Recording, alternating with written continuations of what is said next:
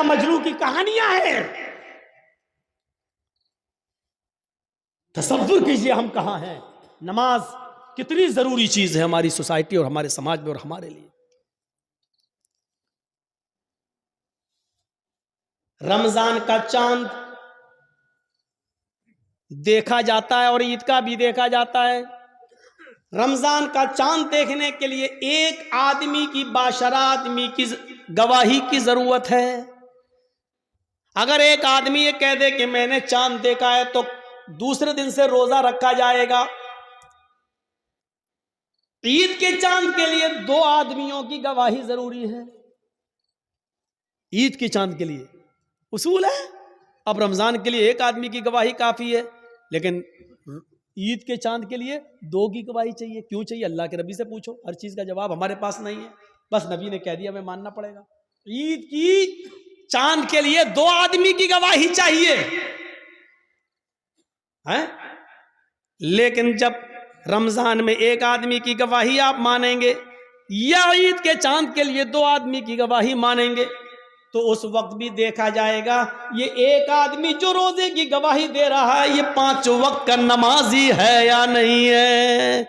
अगर 5 वक्त का नमाजी है, बाशरा है, समाज में इसको झूठा नहीं कहा जाता है, इसकी बात मानी जाती है, दीनदार है, नमाजी है, तो उसकी बात मानी जाएगी। नमाज रोजे का पाबंद नहीं है, जुमे तक की नमाज नहीं पढ़ता है, ऐसा आदमी गवाही दे रहा है तो उसकी गवाही भी, चाहे वो कितना भी सच बोल रहा हो, उसकी गवाही भी उसकी जेब में घुसेड़ दी जाएगी। भाग, नहीं तस्लीम किया।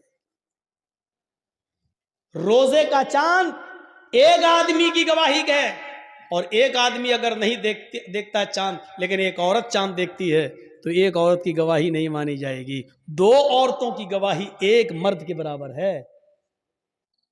लिहाजा औरतें 2 होना चाहिए, आदमी एक आदमी अगर कह दे बाशरा हो कि मैंने रोजे का चांद देखा है रमजान का, तो रोजा रखा जाएगा। लेकिन एक औरत, चाहे वो कितनी भी नेक हो, दीनदार हो, नमाजी, तहज्जुद गुजार हो, लेकिन एक औरत अगर चांद की गवाही देती है तो उसकी बात नहीं मानी जाएगी।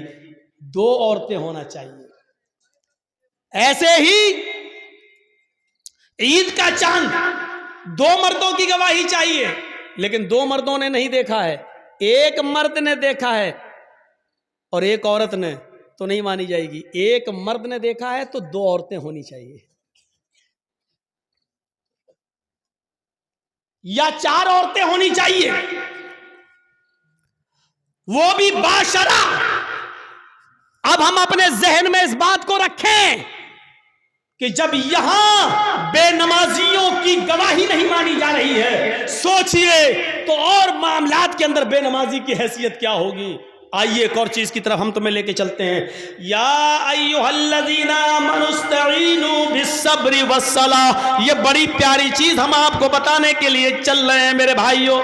या अय्युहल्लज़ीना आमनुस्तईनु बिस्सब्रि वस्सलाह, आई मानो वालो तुम सब्र और नमाज के जरिए अल्लाह से मदद मांगो।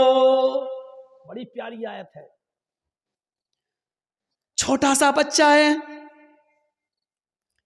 अभी वो अपनी मां का दूध पीता है, 8-9 महीने का, 10 महीने का, 1 साल का है, चलता है, फिरता है, पूरी ताकत नहीं है, हल्के हल्के पैरों से चलता भी है, गिरता भी है। कभी कभी उसके सामने अनजाना आदमी आ जाए तो डरता भी है, उसके सामने कोई कीड़ा मकोड़ा टहलने लगे तो वो डरता भी है। आपने देखा होगा, मां ने अपने बच्चे को छोड़ा, चलना सिखा रही है, थोड़ा चलता है गिरता है, थोड़ा चलता है गिरता है। मां थोड़ी दूर हटके देखती है, देखे कितनी दूर जाता है बच्चा। बच्चा थोड़ी दूर गया, वहां कोई जानवर देखा, कोई कीड़ा मकोड़ा देखा, वो उधर से पलटा, भागता है अपने मां के पास। मां जल्दी से अपने दोनों बाहें फैला देती है, और बच्चा जब डरता है तो वो अपनी मां की गोद में आ जाता है।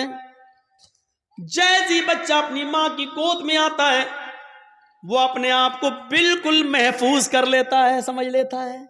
अब वो समझता है कि मैं सबसे बड़े खतरे से टल चुका हूं, अब सबसे बड़ी मुसीबत, भाई बच्चे के लिए तो वही सबसे बड़ी मुसीबत है जिससे वो डर रहा है।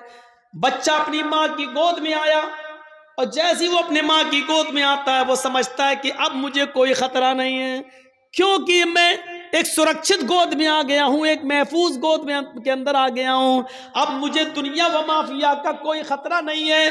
बच्चा अपनी माँ की गोद में आ जाता है तो वो दुनिया के बड़े से बड़े खतरे से अपने आप को महफूज समझ लेता है। कुरान यही फरमा रहा है, लोगों नमाज ये माँ की गोद है, तुम्हारे लिए बड़े से बड़े खतरे जब तुम्हारे सामने आए, बड़ी से बड़ी मुसीबतें जब तुम्हारे सामने आए, बड़े से बड़े खौफनाक मरहले जब तुम्हारे सामने आए,